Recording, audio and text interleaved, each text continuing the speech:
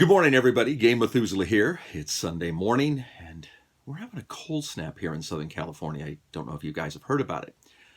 I mean, it's getting down at night into like 40s, which is brutal. In fact, it was so cold the other day, I almost wore socks. Anyway, I want to get up and do a quick post-mortem on my Thursday night game, on Albion game down in Orange County with my friend John DeShazer and his group. It was a good game. It was really interesting. What we had is a group of people, as I expected, because they were in a gaming company, were pretty savvy on role-playing. Had not played a lot of RPG games, mostly lately, but understood the whole concept. And were very, very detail-oriented, as you might imagine, from game designers. They put together an interesting party, understanding the parameters of what I wanted out of the game. They had sort of read the hook and understood sort of the outline of what I wanted to do. It took a long time to generate characters, which was not distressing, but a little taken back for me, so I kind of had to abridge the game a little. They came up with 3 human characters, one wild mage sorcerer. The other one is a sort of Newt Scamander style collector of wild and interesting creatures. He's a ranger, interesting character. He's also human. And the third human was a human rogue from a player, I think, who has never played RPG before. So that was kind of fun. He made it exactly archetypal, like you might imagine. He's more likely interested in stealing and pickpocketing everybody and putting the stuff into his pocket. And that's fun. We had a Furbolg druid, which is interesting because, of course, the Furbolg have to fit in where they go, whether they're supporters of the Fomorians or the Fae. So that's going to be interesting in the future. And the last I had was a dwarven war priest, kind of semi-insane smithy. So an interesting party. A little diversion between them, so we may see some interesting role-playing down the road. A lot of what I do on my first adventures, when I'm playing with players, even my experienced players who I kind of know, I want to feel out how good their character is, how good the party meshes. So I throw out a couple adventures that are encounters that are usually very easy. The first encounter in this one was basically the party completely copped immediately to what the main adventure was and the fact of rescuing the children and finding out what this mystery is. So they did a little research around the town, found out what has been happening. So they got smart. They set a trap. They dressed up one of the dwarves and a little, I think, a dummy or something, and that'll throw an illusion to basically make it seem like there was a child kind of out in the wilderness where sort of the kids have been disappearing, to try to lure in whatever it was. And I rolled low on the awareness of the creatures, so they sucked into it. So as they were setting up this ambush, the little sprites and pixies and bogans, which I used as kobolds for the stats on 5th edition, so they weren't going to be really, really difficult, because I don't want this first encounter to be deadly, but I want it to be thematic and kind of set the stage. So little creatures come in to steal the children, and they ambush them, and the little battle ensues, and one of the sprites fires his little sleep dart arrow and knocks the ranger unconscious, but the party pretty much splatters the rest of them. Fires a magical spell, blows up all the little sprites and fairies who don't take a lot of hits. And even though they're interesting, they're frail. So I wasn't worried about the party being in any sort of danger. They had wounded one of the bogans, so his little buddy picked him up and was carrying him off back to safety to try to save his life. And that was going to leave a blood trail that the party could follow back to where the main adventure is going to be, which they immediately did. Now, we were running long, so I didn't know how long they were going to want to play, and they're hardcore, so we played till like 1 in the morning, and it was a school day, so, these guys all had to get up and go to work the next day, so I thought that was pretty committed. So I dumped I had a little sub-adventure with some other creatures, which I just omitted, as I figured it wasn't going to make a difference as long as they stayed on the main focus. So we were able to delve into the color of the ruins and this ancient elven tree that was kind of mythically growing out of this building, and they found that everything was so old and decrepit and falling apart. But then as they got into it, they sort of found some little rooms. They find the main room where they burst in and there's a dryad and 3 what they thought were elves. They were like completely naked. Like they had some like little clothes made out of leaves to show some modesty. But for the fact they had no armor. Now, 2 of them were first level barbarians. They weren't elves or half elves. They were humans. This plays into the story. The other was a ranger, also nearly completely naked, kind of an archer. So what I did for this is that they're tough, but they're first level, and so they're not going to necessarily challenge the party as much. But they're dangerous. And the other 2 being barbarians, especially with the barbarian rule for adding their endurance to their hit point. I'm adding the endurance to their armor class because when they're not wearing armor, made them very tough. The last character being the dryad. She's tough, but not necessarily deadly. So this was a very challenging adventure as opposed to my first adventure, which was not so.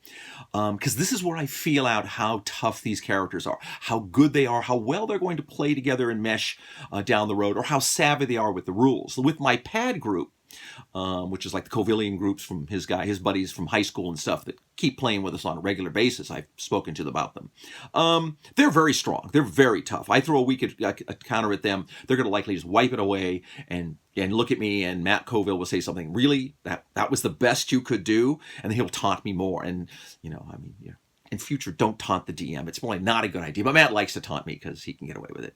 Because he knows how horrible I am. Anyway, game went well, but it was a really nip and tuck battle. The dryad shapeshifted into a human form and then used her charm to keep the rogue under her control. I didn't have the rogue attack. I just had her him protect the door where the children were all hiding that she had been stealing away from the people for what turns out to be many, many years, even a decade or more. The battle goes on, very tough. These little barbarians put up a good fight. The ranger's reasonably decent. The dryad's not that effective, but she's keeping one of the characters tied up, being controlled. So that gets rid of, 1/5 of the party, which is very tough. One of the characters goes down. The Farbold Druid goes down. Fortunately, they're able to get a potion into her so she could recover. But at the end, it came down to them non-funking the dryad, beating the 2 barbarians, and then the last ranger said, look, if you heal my mother, I will take her away. Because they kind of acted like they didn't want to kill him. But I didn't think they copped to it. The rogue and some of the more nefarious characters were less interested in talking and more interested in bloodshed. So they finished off the last ranger of the humans, which they thought were elves.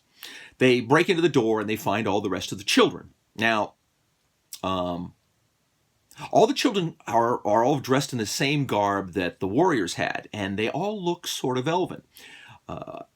Less so for the ones who have been recently kidnapped, substantially more so for the older one. And they suddenly copped to the idea, said, wait a minute, these really weren't elves. These were the human children who had essentially grown up, and they sort of believed that this dryad was their mother. That's how they felt about her.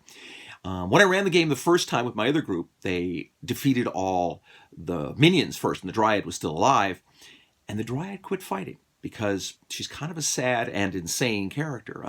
She's been stealing these children since the war ended because all of her children had died in the war, and she lost her mind. So she was stealing human children and essentially raising them at their own. So the more she had them and the longer she had them, the more devoted they became to her, and the more they became like elves. They looked like elves.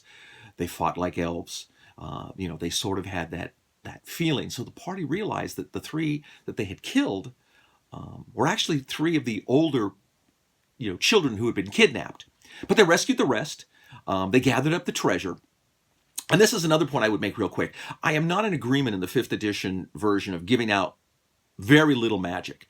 I think that's an integral part of Dungeons and Dragons. The reward of the treasure and gold, not so much, because most people don't care, and a lot of game masters don't focus on what you can do with the magic. They don't necessarily allow you to buy things or utilize things.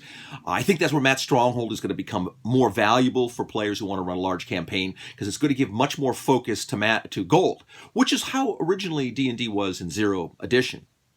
Anyway, getting late. I wrapped the party up pretty quick. We got back. They got the reward. They found that they had this dread helm that was a magical item, which is a super minor magical item, but it was an elven dread helm. So not only did it turn your eyes glowy red when you put it on, if you wear it, you can't be critical. Now, that's a pretty substantial magic item. And I'm not above making up my own stuff and anytime, and anybody who's played with me will tell you that. But I want the stuff to feel magic. I want the realm to feel very magic. And I want them to feel like there's lots of antiquities out there that are being acquired. So it was a good, successful game. These guys seem really committed. We may not get a chance to play as often as I would like because, well, their lives are busy and my life is busy and everything's busy. And now that we get up there with more things to do in life, it's harder and harder to get together to have regular games. Hope you guys like my hat. It was good, and we're going to play on, and I think it's going to become an interesting storyline, and I'm going to be running it with, obviously, different people. So we'll compile all of this and put more and more together.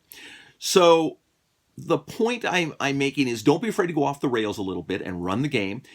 In your first adventure, like I said, keep it thematic, simple, but really only one challenging battle. I've sometimes obviously guessed wrong on abilities and party trashed starting groups, but I think you'll get better at it as you play more, but always the idea is you're introducing to the campaign. And for me, I like the bad guys to be sort of multidimensional because if you had beat all her minions, she would let you take the children. The only proviso was that you had to kill her because she could not live without them. So you start setting up a theme that there's more to the adventure and more to the campaign than just the hack and slash. Makes, I think, for a better game. Makes for a lot of fun. Anyway, I had a good game. It was a good time. I hope by all. So I'll be doing more of these in the future. I think as we're getting into the gaming, hope they're popular. If anybody has any questions, and I know people did on the others, feel free to ask. Definitely feel free to challenge me on things because I think that's how everybody grows in the hobby. So I'm going to be off now to go shave and shower and go game. So until we speak again, fight me devils fight, for I hate peace. Have a good one.